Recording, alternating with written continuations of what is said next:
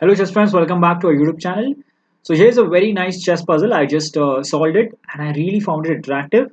And it's based on the concept of the most heavily guarded square.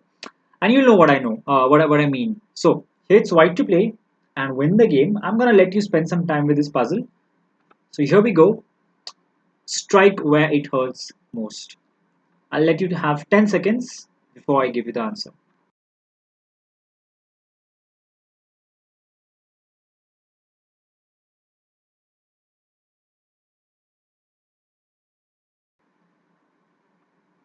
All right, hopefully you got the answer. It's very beautiful. And again, what does it mean? I mean, heavily guarded.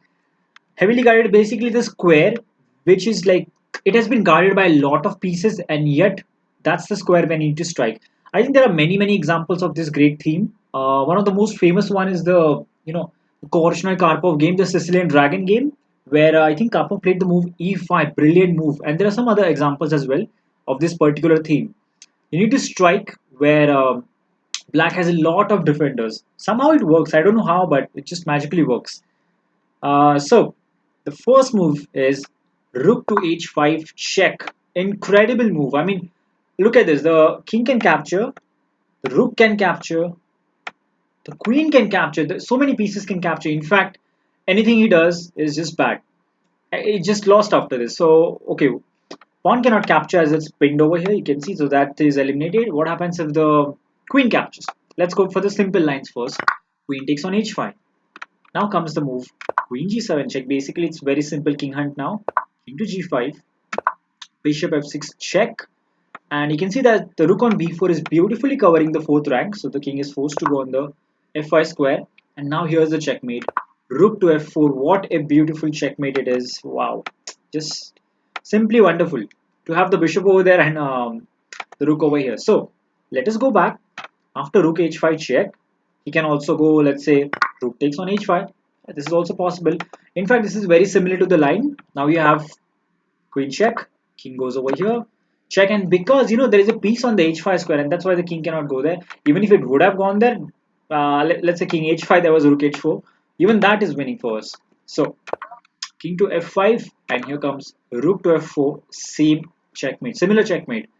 And the last and the most wonderful line here is it happens after king takes on h5.